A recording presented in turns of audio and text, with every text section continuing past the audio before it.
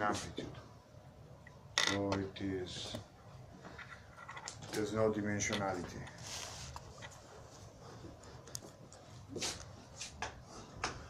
At this point, at the phase lock, that is for small error, we say that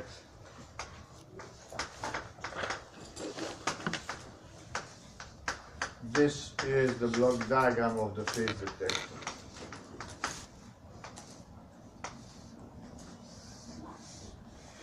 We can consider in place of the actual phase detector a system whose input is theta, not y, whose other input is psi, not v, and whose output is actually E, the error.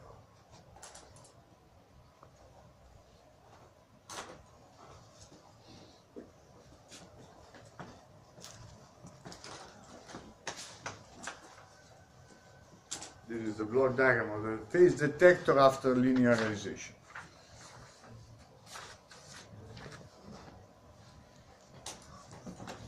For instance,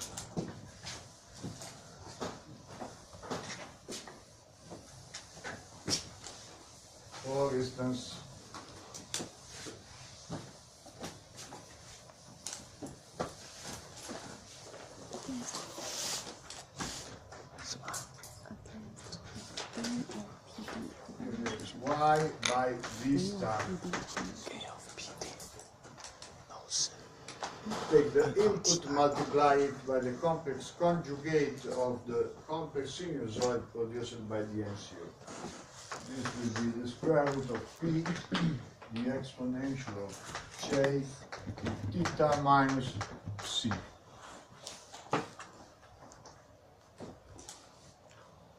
Now, you could take the argument, as I said before, which means perform the arctangent of imaginary over real part, which means that you have to divide the imaginary part by the real part, and then put the result of the division into a lookup table to extract the arctangent, which is quite a complex operation. I want to simplify it.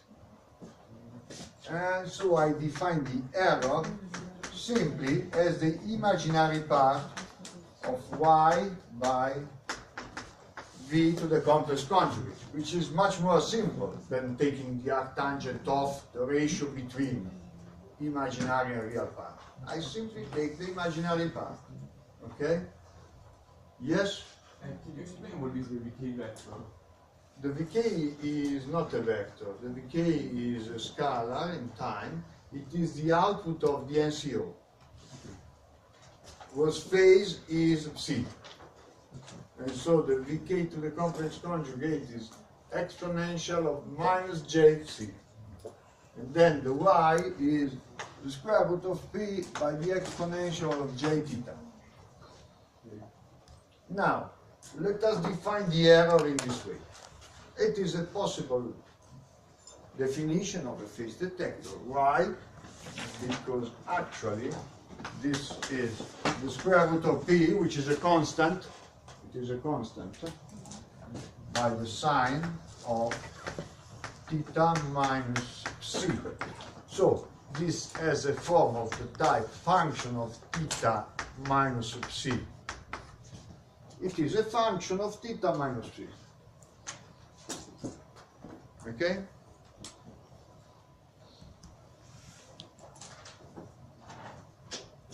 At phase lock,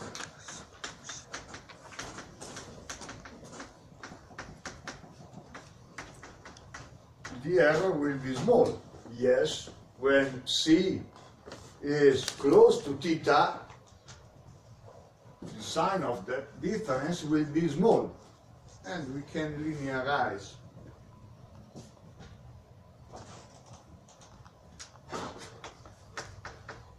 We can linearize the phase detector by saying that this is theta minus hat theta, because C is actually hat theta. So the real theta minus hat theta this is the function of theta minus psi, as you prefer, because psi is actually hat theta. This function is the phase detector, and this is 2 pi. The linearization for small error is this. Okay? Actually, when the difference between the two is pi, the linearization is no more good. Yes, because we are no more at phase lock. The error is no more small. We perform linearization, which is an operation made on a function which holds in the neighborhood of a point, which is local. So, if the error is small, I can put in place of the actual function its slope. If the error is large, I cannot. If the error is large, I am not at the phase lock. The estimate is not a good estimate. When we are at the phase lock, the estimate is a good estimate, and I can perform the tracking of the time variation of the input. Okay? This is the linearization. This will be the PD gain. You see?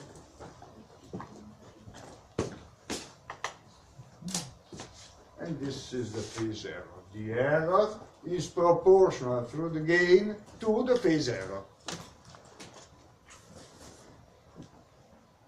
For small phase error.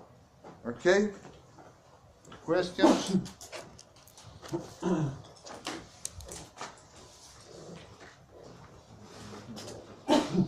Why do I want to linearize the phase detector? The phase detector basically, you see, is a nonlinear function of the input. I want to linearize it. Why? Because now I want to make a linear model for the PLL. The PLL by itself is nonlinear because of the nonlinear phase detector. But if I linearize the phase detector, I can study it as a filter, at least for small errors. At least when linearization holds. Okay? So, at phase lock,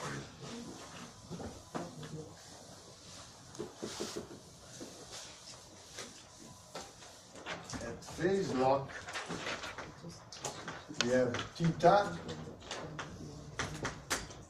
minus, here we have hat theta multiplication by the gain, the error, L, the loop filter, C, and now we can also linearize the NCO, because simply here we will have the hat theta.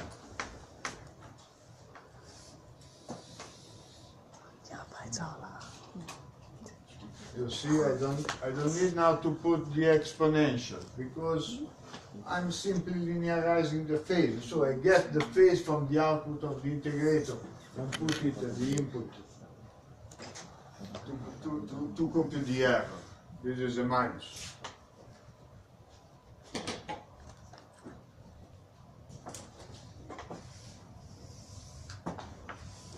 Now we call this block G of Z. And so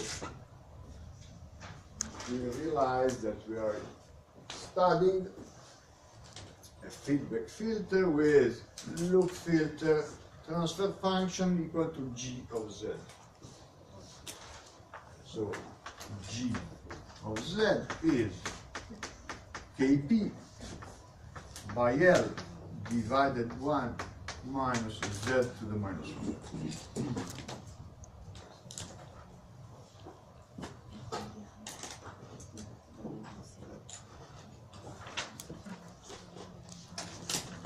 look right. We are interested only in the phase.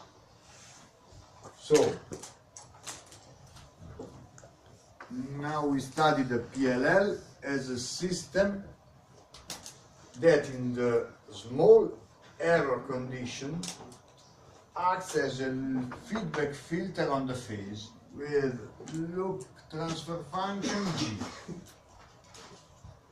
which depends on the KT, the gain of the phase detector, on the NCO, this is the effect of the NCO, and this is the loop filter.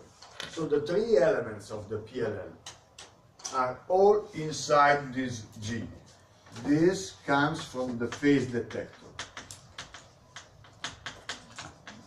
It is the slope of the phase detector for small errors, near computed at 0 error. This is the loop filter.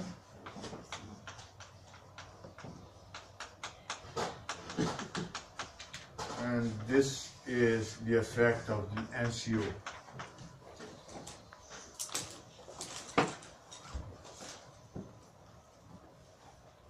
Integration. Okay?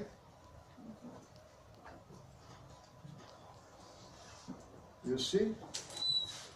Now we can apply all the MMSE theory that we have developed for the filtering, the causal filtering of the phase, because this is a causal flow system. The L of Z will be one causal. The G of Z will be one causal as well, because this term here is a zero causal.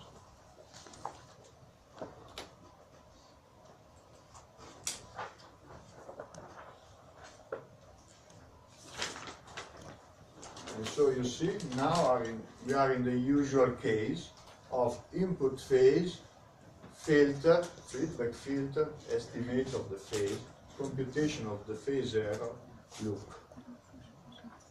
We can apply all the theory that we have studied.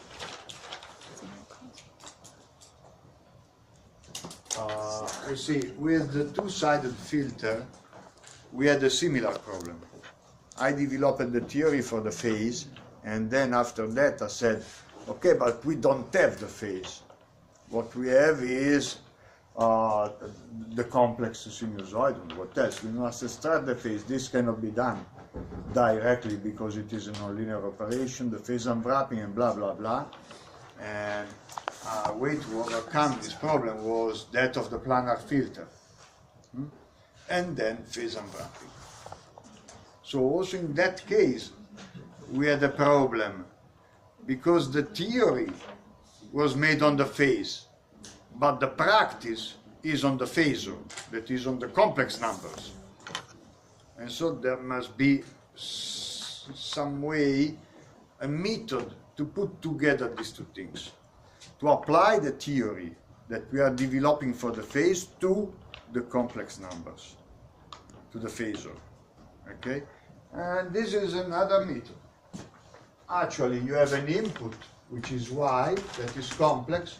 Then you have a device that is the phase detector with another input that is the output of the NCO, which is complex as well.